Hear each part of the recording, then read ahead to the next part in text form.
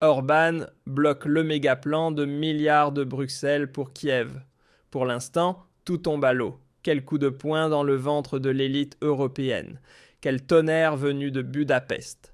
Alors que les eurocrates tentent une fois de plus en douce de rouler le contribuable allemand, bam, Viktor Orban dégaine son veto comme un marteau.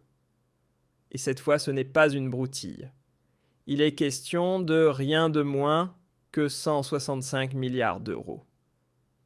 Oui, vous avez bien entendu, 165 milliards de nouvelles dettes européennes, soi-disant pour l'Ukraine.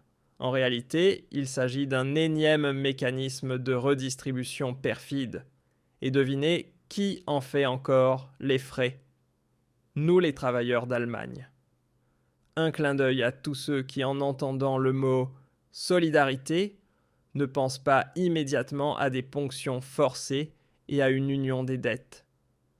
L'UE voulait une fois de plus nous rouler dans la farine, surtout depuis que la Belgique a refusé de débloquer les avoirs russes gelés. Et à juste titre, en cas de plainte de Moscou, c'est Bruxelles qui risquerait de payer l'addition. Alors, fallait-il sortir un plan B? La solution, toute trouvée, les euro-obligations. Des dettes contractées en commun au niveau de l'UE, mais garanties par tous les États membres. Et qui est sans surprise en première ligne, pour assumer les risques, bien sûr l'Allemagne. Et qui passe à la caisse quand tout s'effondre, toi, moi, nous tous. Orban bloque le méga-plan de milliards de Bruxelles pour Kiev. Pour l'instant, tout tombe à l'eau. Quel coup de poing dans le ventre de l'élite européenne. Quel tonnerre venu de Budapest. Alors que les eurocrates tentent une fois de plus en douce de rouler le contribuable allemand, bam, Viktor Orban dégaine son veto comme un marteau. Et cette fois, ce n'est pas une broutille. Il est question de rien de moins que 165 milliards d'euros. Oui, vous avez bien entendu, 165 milliards de nouvelles dettes européennes, soi-disant pour l'Ukraine. En réalité, il s'agit d'un énième mécanisme de redistribution perfide. Et devinez qui en fait encore les frais? Nous, les travailleurs d'Allemagne. Un clin d'œil à tous ceux qui, en entendant le mot solidarité, ne pensent pas immédiatement à des ponctions forcées et à une union des dettes. L'UE voulait une fois de plus nous rouler dans la farine, surtout depuis que la Belgique a refusé de débloquer les avoirs russes gelés. Et à juste titre, en cas de plainte de Moscou, c'est Bruxelles qui risquerait de payer l'addition. Alors, fallait-il sortir un plan B? La solution, toute trouvée, les euro-obligations. Des dettes contractées en commun au niveau de l'UE, mais garanties par tous les États membres. Et qui est sans surprise en première ligne, pour assumer les risques, bien sûr l'Allemagne. Et qui passe à la caisse quand tout s'effondre, toi, moi, nous tous. Mais c'est là qu'est intervenu Viktor Orban. Et Orban a dit non. Pas avec nous. Pas avec la Hongrie. Et ce faisant, il n'a pas seulement protégé son propre peuple. Il a sauvé l'Allemagne, l'Autriche, les Pays-Bas et bien d'autres encore d'un piège de dette encore plus profond. La Commission européenne, selon un rapport de Politico, compte émettre un emprunt garanti par le budget de l'UE afin de continuer à entretenir l'Ukraine. Sauf que ce budget est déjà dans un état lamentable, plombé par un déficit qui pue jusqu'au ciel. Accroche-toi bien, l'UE prévoit de faire passer son prochain budget septennal de 1,2 à carrément 2000 milliards d'euros. C'est la Commission elle-même qui l'a annoncé cet été. Motif invoqué, inflation, défense, transition numérique. On connaît la rengaine, nouveau prétexte, nouvelles milliards réclamés. Et comme toujours, c'est l'Allemagne qui doit casquer le plus. Mais bon, qui a encore besoin de crèches de route de retraite ou d'un tissu de PME en bonne santé quand on peut à la place financer la corruption à Kiev? Et attention, voici la cerise sur le gâteau. Friedrich Merz, notre chancelier des multinationales, a déjà proposé de garantir 25% des avoirs russes gelés. En clair, cela signifie 35 milliards d'euros Oui, milliards. Qui doivent sortir des caisses allemandes pour calmer la Belgique et continuer à alimenter le robinet ukrainien. Quelle folie, quelle trahison. L'Allemagne traverse la pire crise économique de son histoire. Le Mittelstand s'effondre. Les familles ne savent plus comment payer leur chauffage. Et le chancelier, lui, il promet des milliards à un pays qui ne rend aucun compte, ni sur la corruption, ni sur l'usage réel des fonds. Mais bien sûr, pour l'Ukraine, il y a toujours de l'argent. Pour les écoles délabrées en Allemagne, rien. Pour la pauvreté des aînés, pas un sou. Pour les retraités qui ramassent des bouteilles, désolé, on ne peut rien faire. Et pendant ce temps, les vieux partis de la SPD au vert s'autocongratulent en se posant en boussole morale pendant que les médias publics nous martèlent que tout cela est sans alternative, que Poutine doit être vaincu, que la démocratie est en jeu. Viktor Orban lui dit simplement « Non, stop, terminé.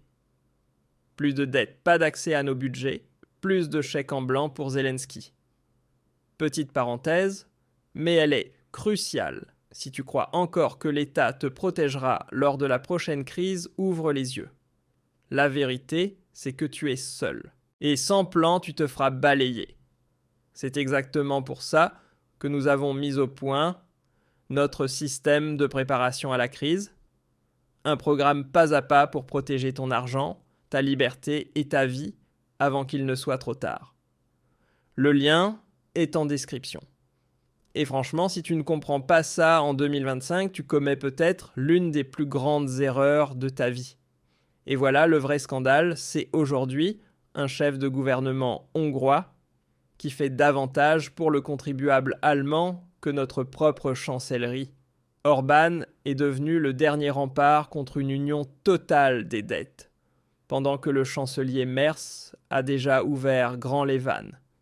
Et maintenant, les choses deviennent explosives, non seulement le financement de l'Ukraine vacille, mais même Zelensky lui-même semble au bord de la chute politique. L'ancien Premier ministre ukrainien Mykola Azarov l'a déclaré sans détour dans les colonnes d'Izvestija.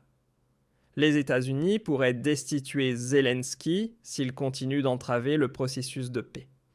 Et soyons honnêtes, qui peut encore sérieusement écarter cette hypothèse? Azarov évoque des enquêtes en cours menées par le Bureau national anticorruption ukrainien visant le cercle rapproché de Zelensky. Des investigations qui, semble-t-il, sont menées sous pression américaine. Et si Washington décide que Zelensky devient un fardeau, il sera écarté. Aussi simple que cela. Et qui est de retour à la Maison-Blanche entre-temps? Exactement Donald Trump.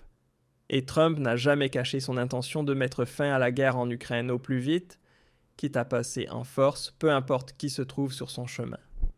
Zelensky s'est lui-même mis au pied du mur avec ses exigences maximalistes incessantes, ses appels répétés aux armes, à l'argent, au soutien.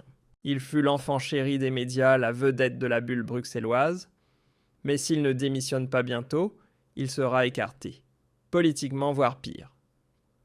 La semaine dernière, déjà Zelensky a échappé de justesse à un attentat.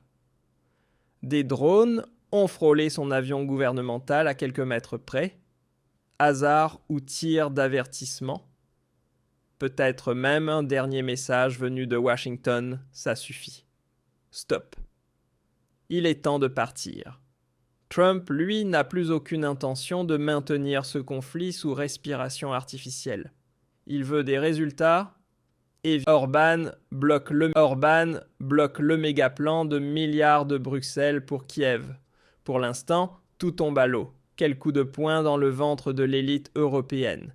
Quel tonnerre venu de Budapest. Alors que les eurocrates tentent une fois de plus en douce de rouler le contribuable allemand, bam, Viktor Orban dégaine son veto comme un marteau.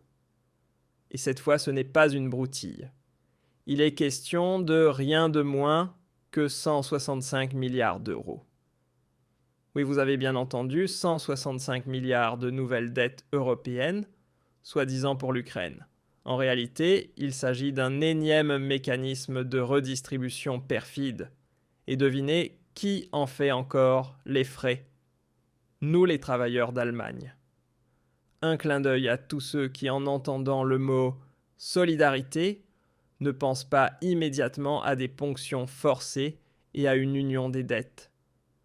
L'UE voulait une fois de plus nous rouler dans la farine, surtout depuis que la Belgique a refusé de débloquer les avoirs russes gelés.